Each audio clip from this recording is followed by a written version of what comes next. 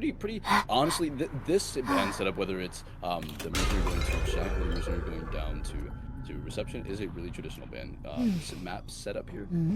So we're not really too surprised by that. Going into the match now, Mushin playing Naya against Python Survivors, being batter, psychologist, mercenary, and professor, looking, I think, kind of towards the direction of the professor here, but professor again rotating out super early.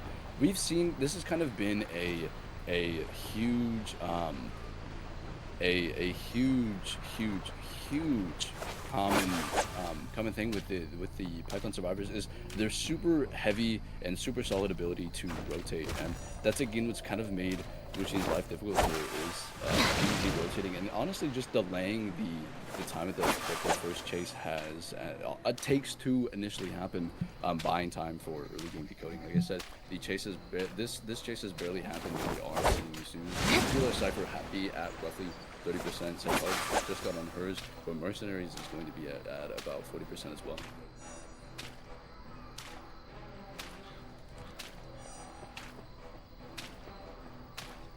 We are going to see the patient. Oh, Professor almost allowing a double down.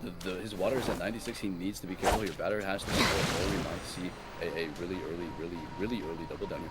Batter actually missing the whole, again, instant's being popped here, so we do need to make sure that he... Oh, batter support. The blink coming through. The batter does not actually have a ball anymore, so he's not going to be able to harass. The chair isn't here, so we could have needed to.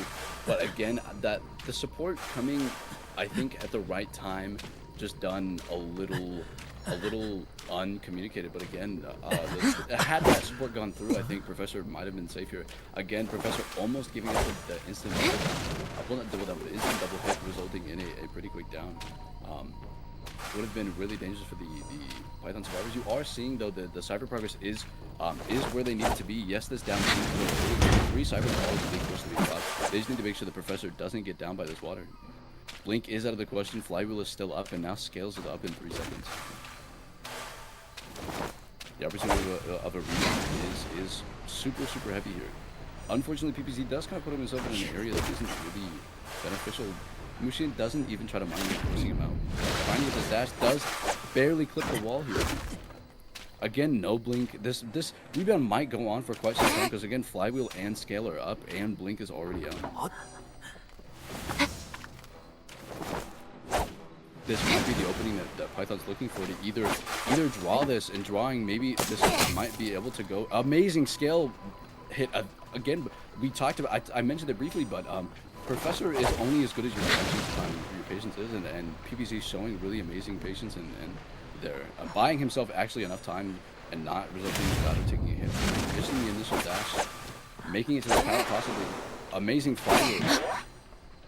Amazing Flywheel, buying him again time. Batter is still here to support. You do see him hit there. He does need to, I was going to say, Mushin does need to water this corner off because he cannot afford to sit here and get looped. Batter taking a hit there, using the Flywheel. Mushin is eating these pallets. That gives Professor the opportunity to freely transition out of that back corner. Again, Batter cannot afford to miss this ball. Dodges the dash. Amazing job.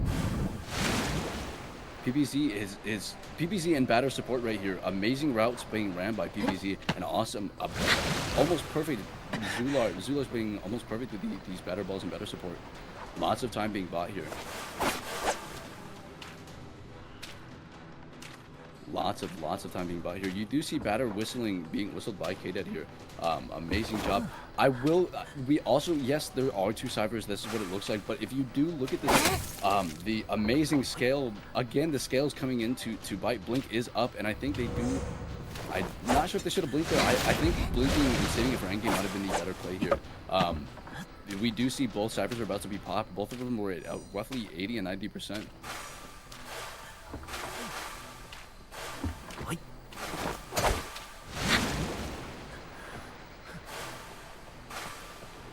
Amazing. Batter being popped here by water. He can't afford to basic it. If he basic hits, this is going to be just a regular pop. I honestly think Python should aim to pop off distance, but they do pop here. That would give Professor the opportunity to stun to buy PPC even more distance. Amazing job by Zoo.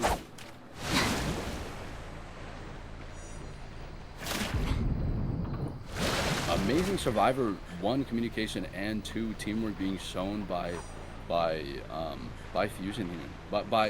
Pardon me, by Python. If they do win this round, I'm fairly confident this would put them in a position where they, regardless of the situation, this would mean a win for Python.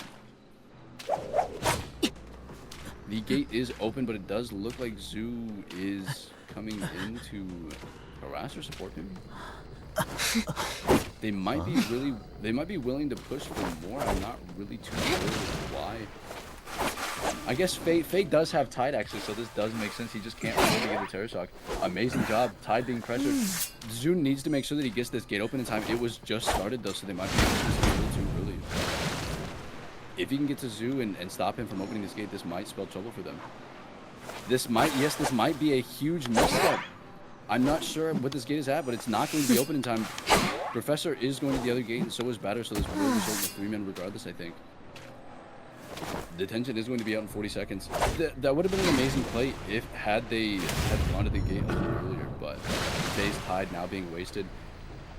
Detention being over in 30 seconds. I don't know if it's smart for Python to overextend too much like this due to the fact that there's still 30 seconds left on detention, and they only need a win here to put Loki in a position where he only needs, I think, a 1-man to secure the win.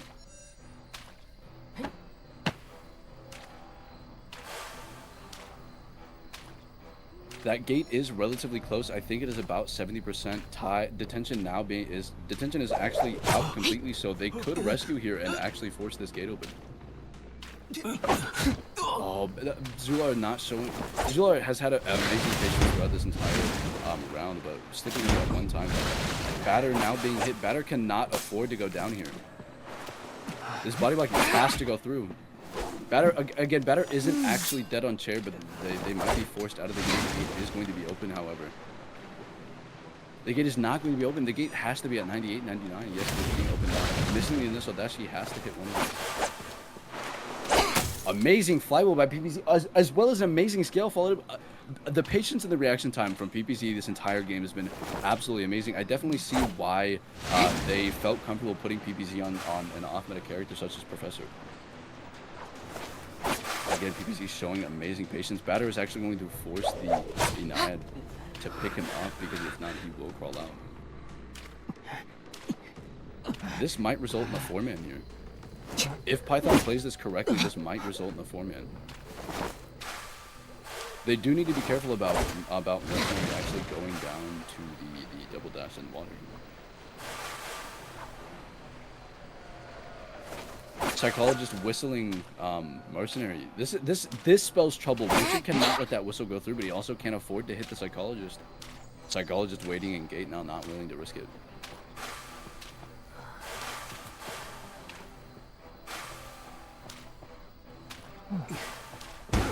It isn't after have a rescue. He cannot afford to get Terror Shocked here.